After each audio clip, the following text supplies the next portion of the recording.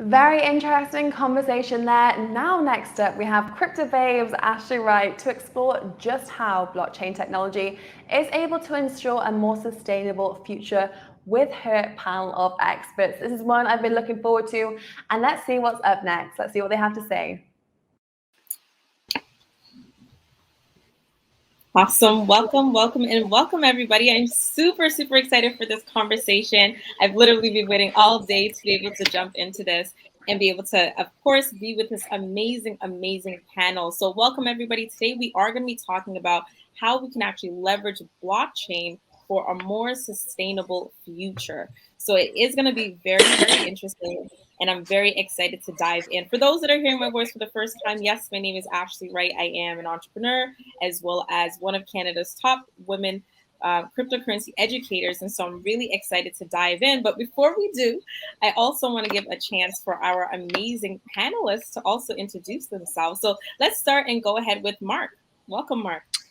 Hi, everyone. My name is Mark Kraynak. I'm one of the founders of Acrew Capital. We do early and growth investing in a range of different industries, all of which intersect with blockchain and Web 3.0 in interesting ways. We're focused on security, fintech, data platforms, and consumer. And we've been investing in blockchain since around 2017.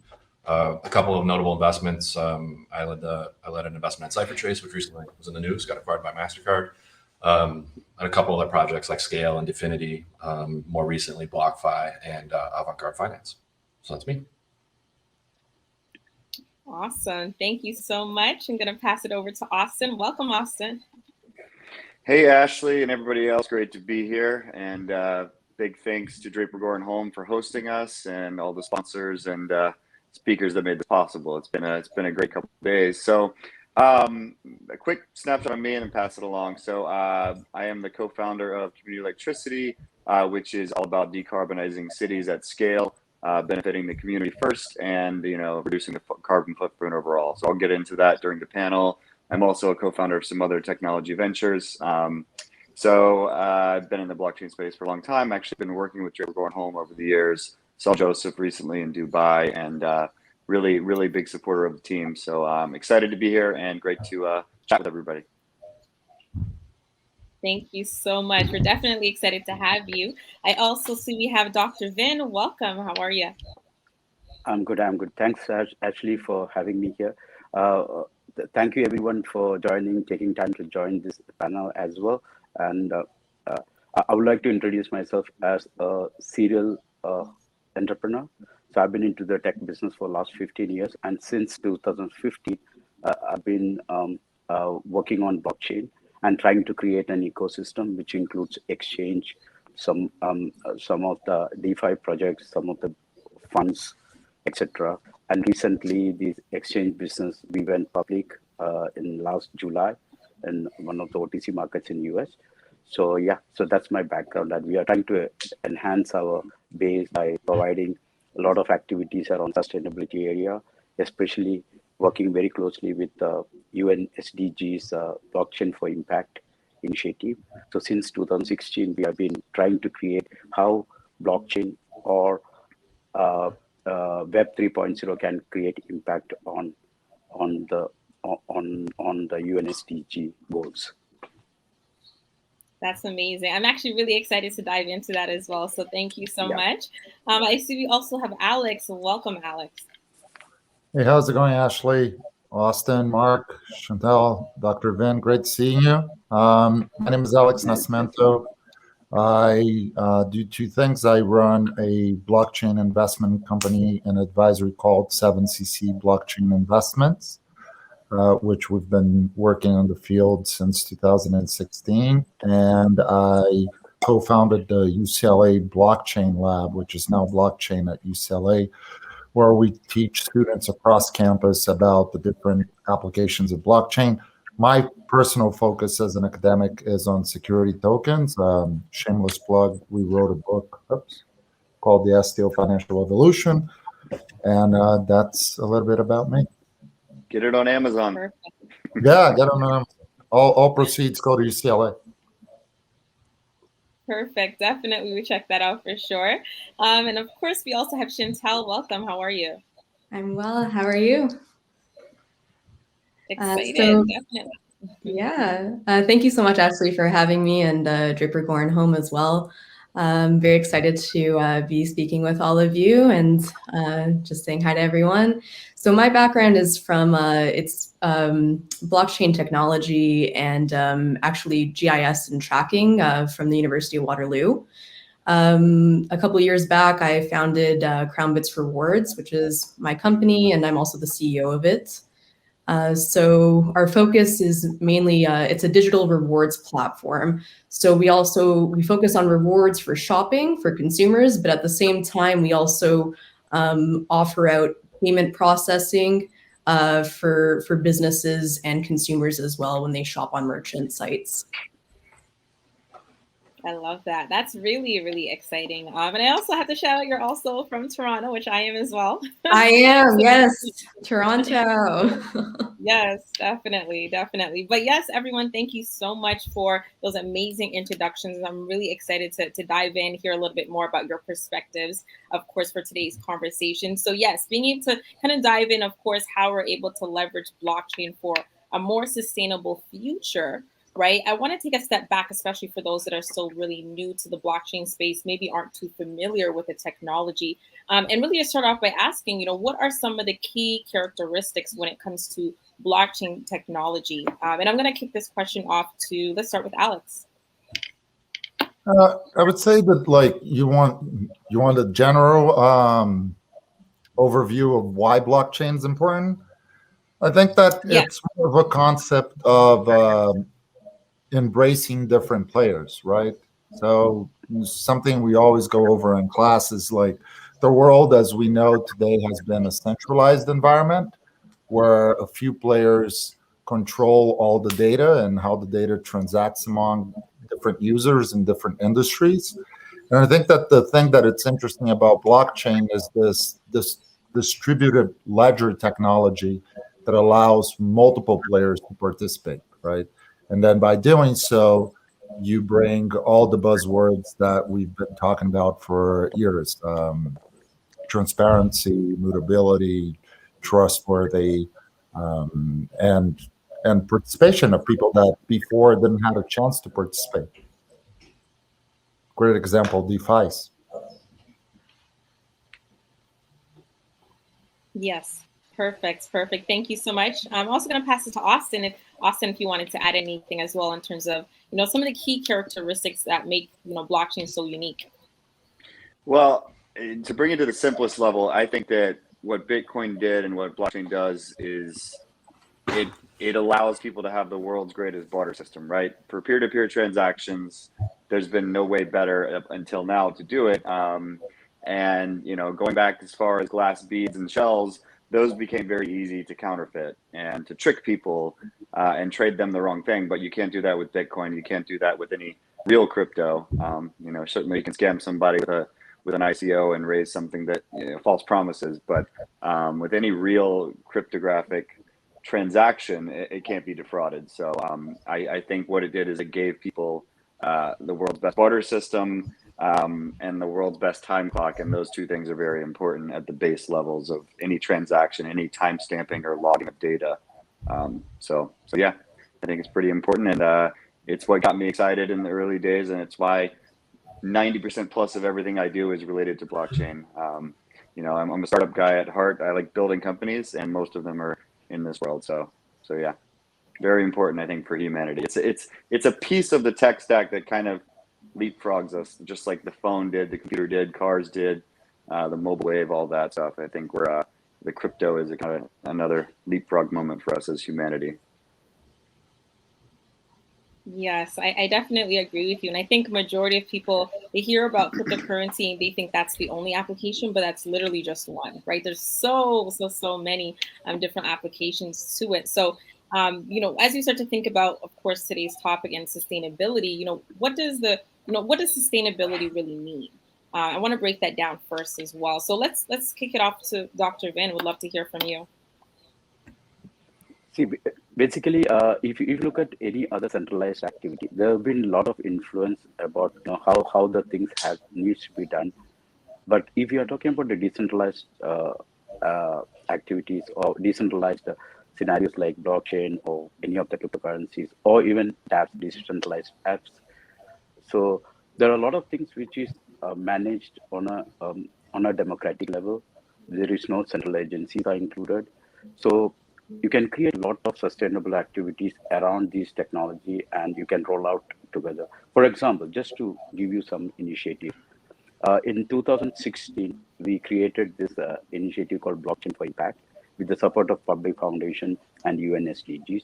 What we were trying to do is trying to create all the blockchain service providers, or potentially those who were at that time active in the ecosystem, try to create impact and leveraging the 17 Sustainable Development Goals of UN, and how we can, as a blockchain initiative or as a blockchain entity, how we can deploy these and achieve the UN's goal of 2030, achieving all the 17 goals.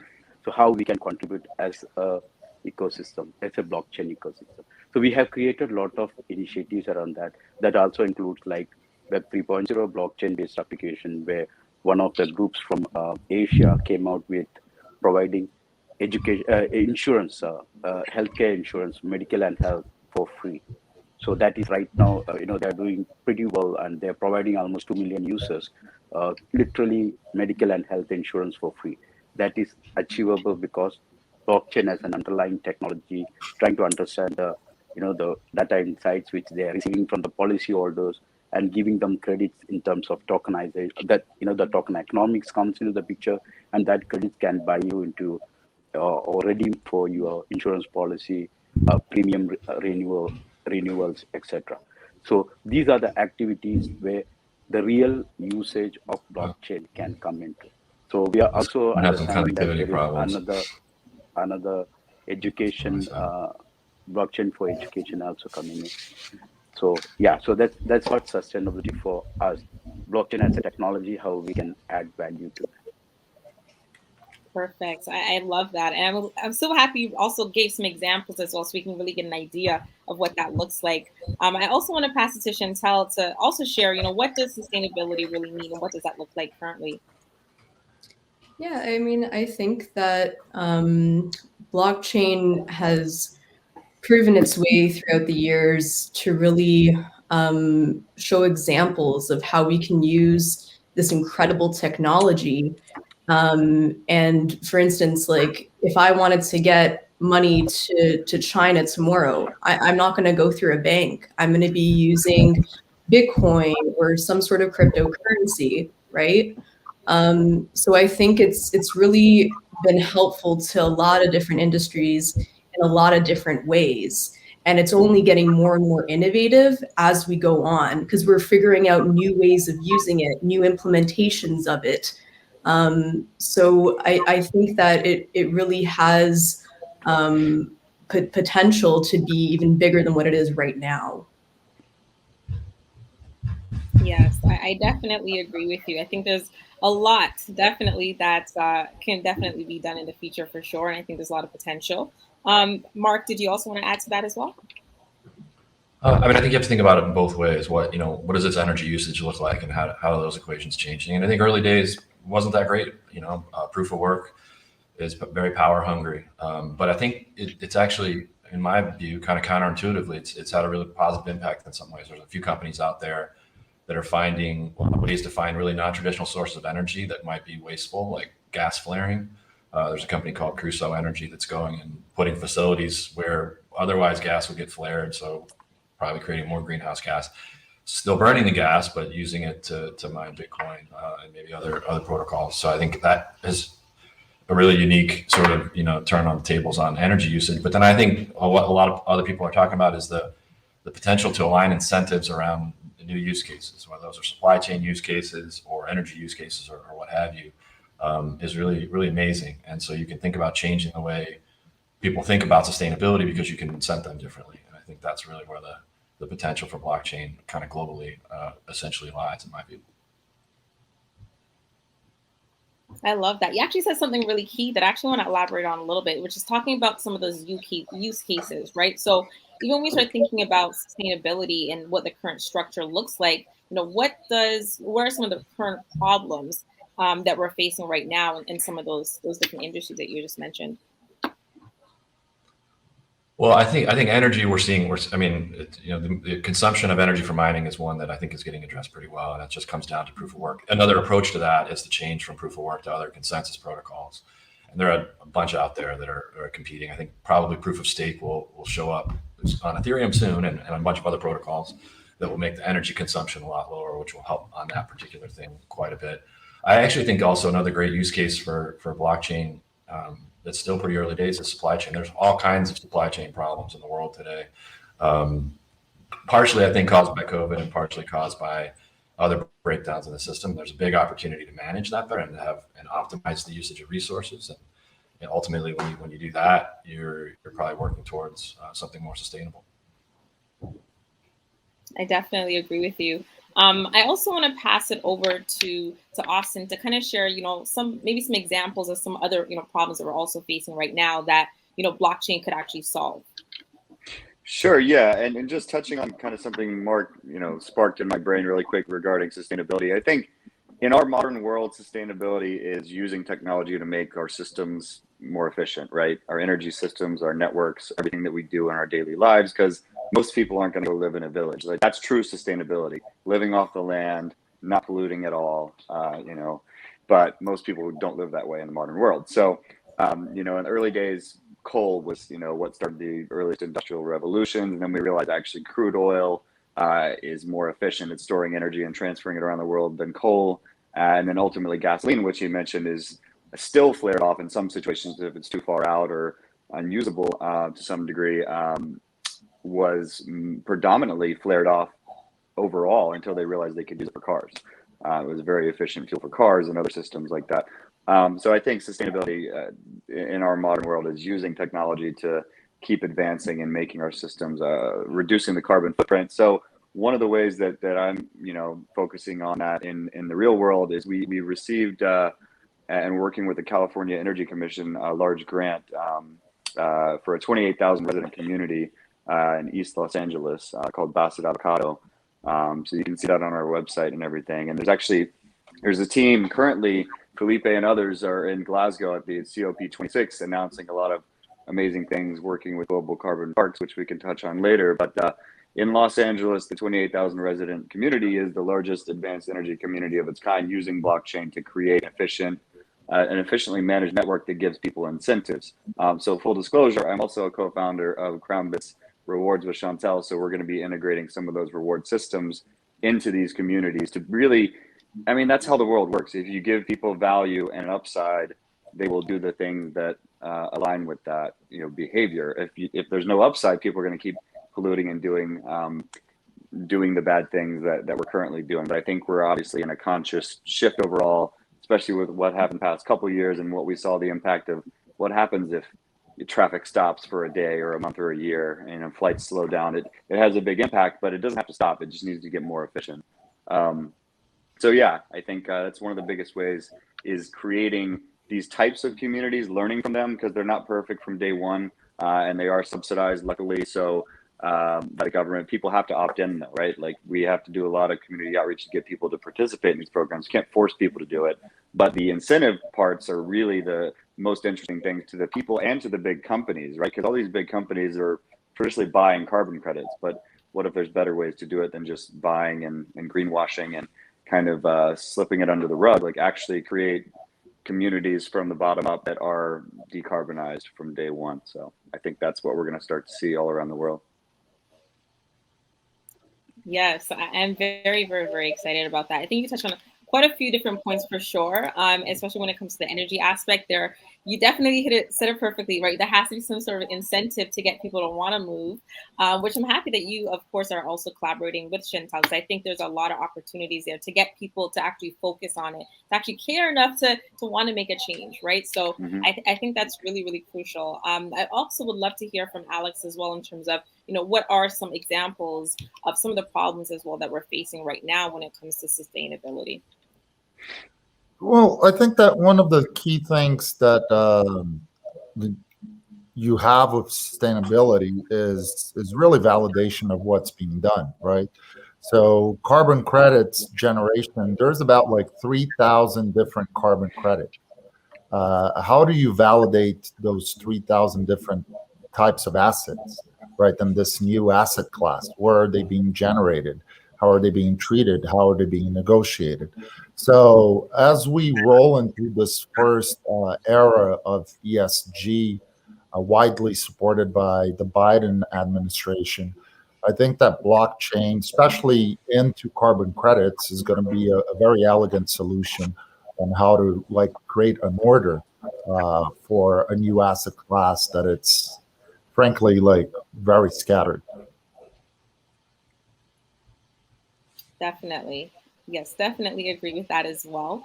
And kind of leaning towards my next question, actually, and I know Austin touched on it a little bit, which is, how do we get, businesses as well as millennials to actually be encouraged to decrease, their carbon footprint, right? How can we have, once again, some sort of incentive or get them motivated to do so? And I'm actually going to pass this question over to Dr. Vin. Would love to hear from you.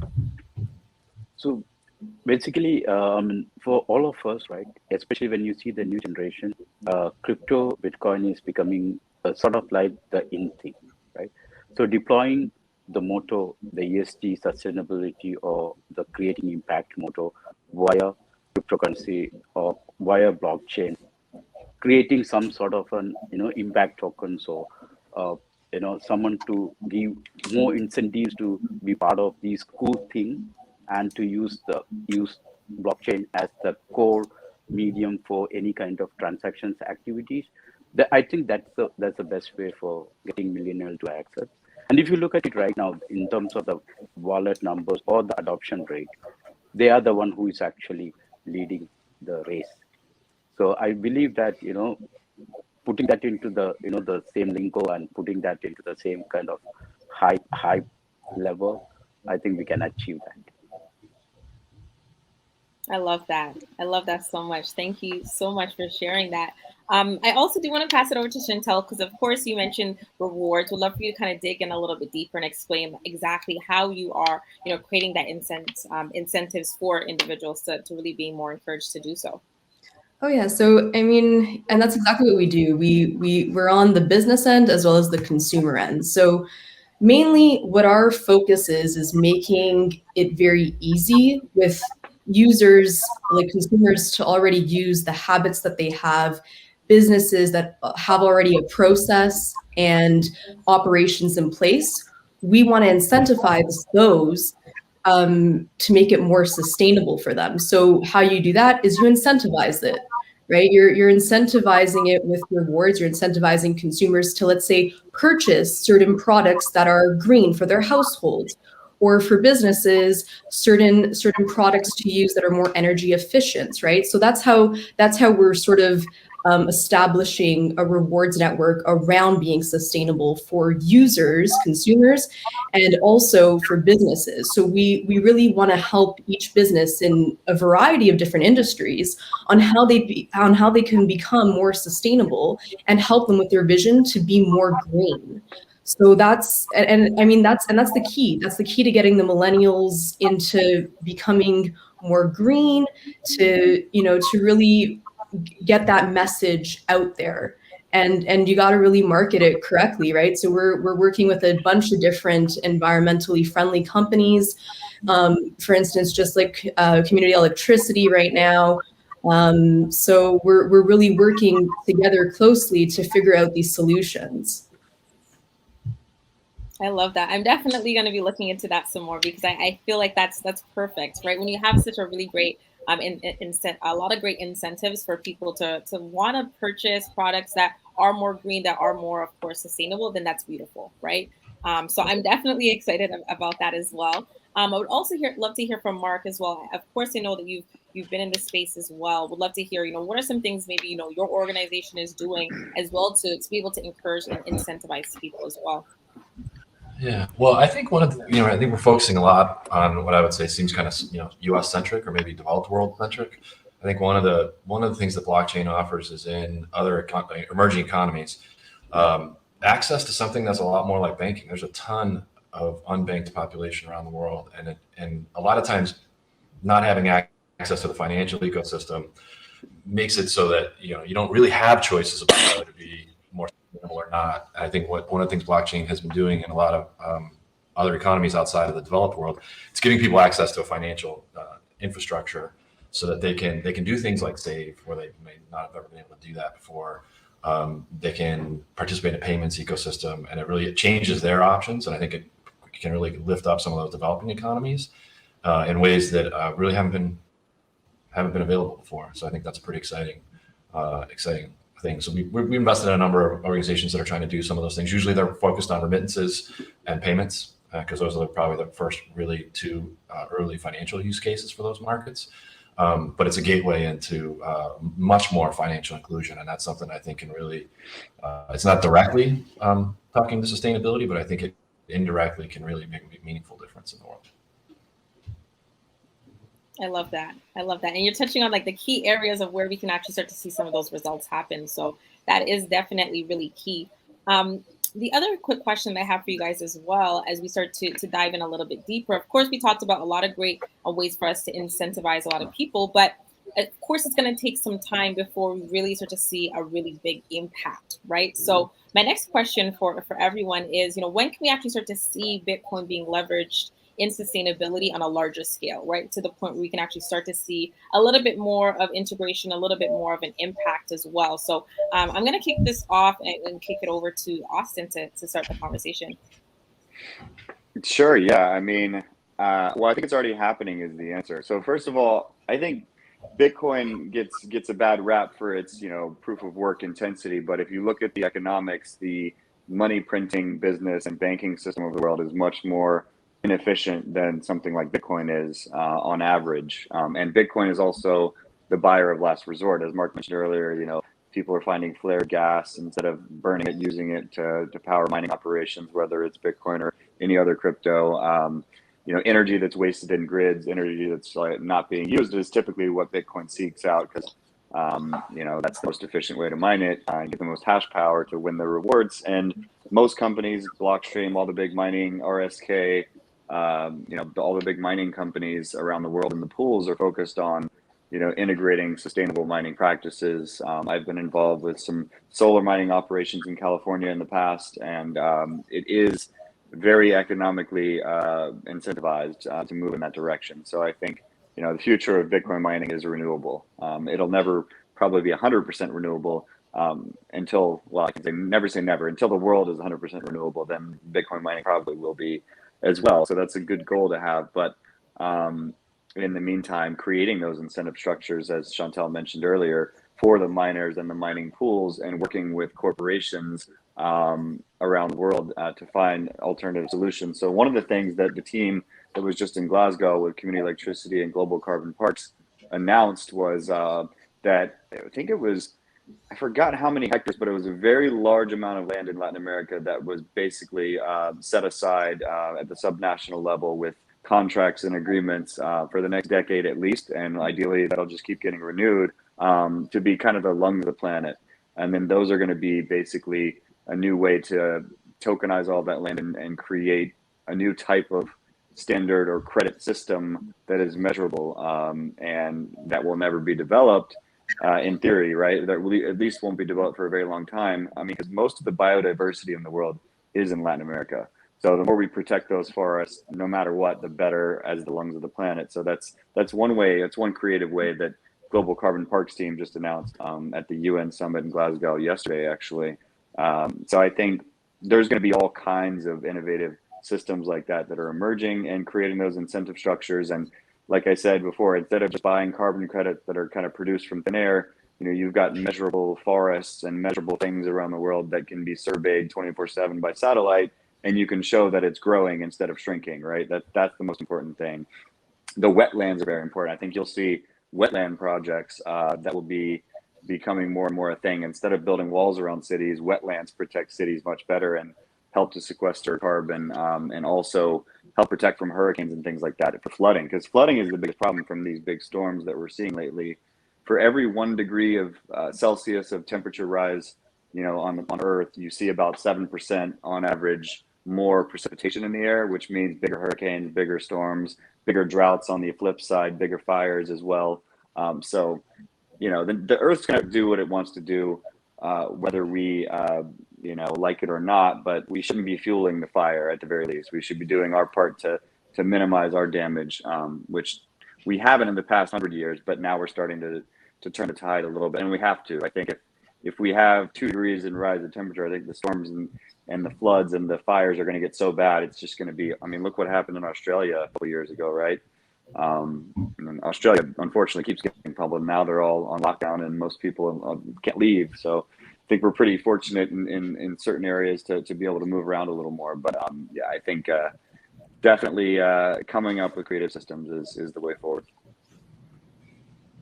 I definitely agree with you. And I'm glad that you shared some of those amazing updates that you heard about from yesterday. But yes, being able to measure, our results and be able to measure a lot of that is what's really key. And that's how we're going to be able to actually track our growth and track our success with this, as well as our impact. So I'm really happy you brought that up as well. I also want to give it over to Alex to be able to add to that as well.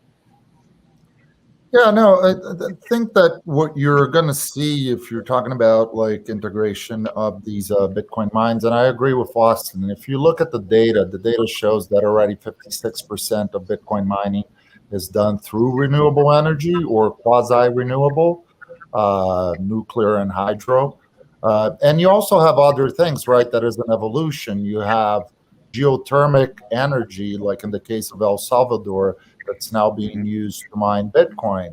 All the energy from renewable sources like solar or wind that cannot be stored are now being piped into Bitcoin. So we're seeing like Bitcoin, to your point, Ashley, becoming this like third evolution of Bitcoin, which now is a store of value of energy, right? So people that have energy or players that produce energy and that not necessarily can store that energy or sell it can now store it in Bitcoin.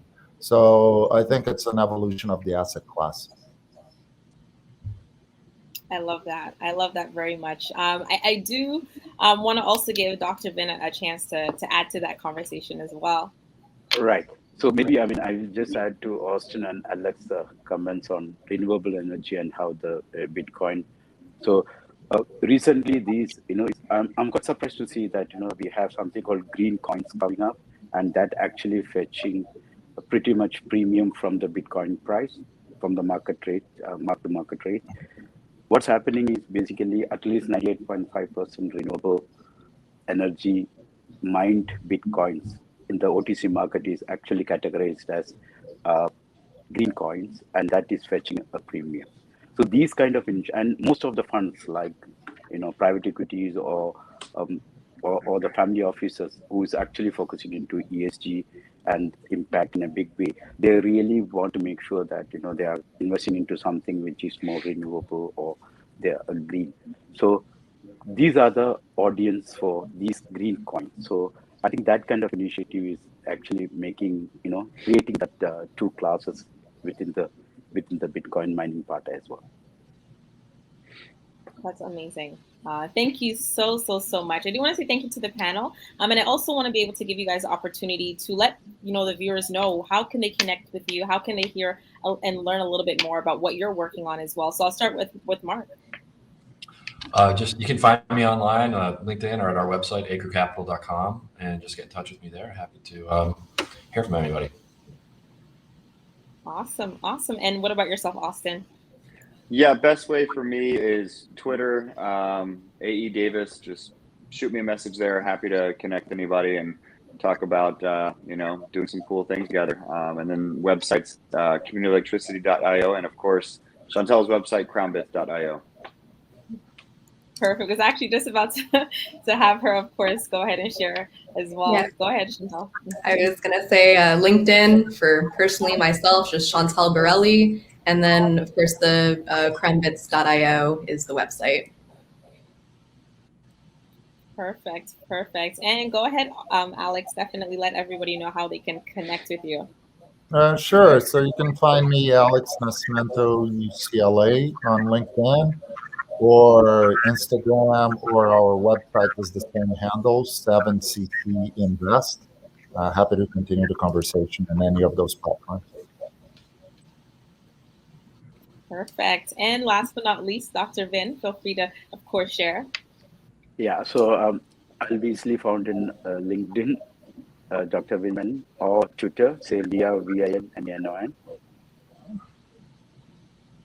Perfect. Thank you so much. And of course, you guys can connect with me through Instagram or any social medias at The Wright Success. But nonetheless, I do want to thank all of you so much. You guys added so much value and really made this conversation super valuable. So I really appreciate that. And I want to say thank you everyone as well that's been tuning into this conversation. I hope this brought a lot of insight into how, of course, we can actually leverage blockchain to make a more sustainable future. So I look forward to connecting with all of you, and thanks everyone. Thank you. Thank Yeah, you. thank you so much, Ashley. Thanks, everybody. Okay, Great panel. bye-bye. Bye-bye. Cheers.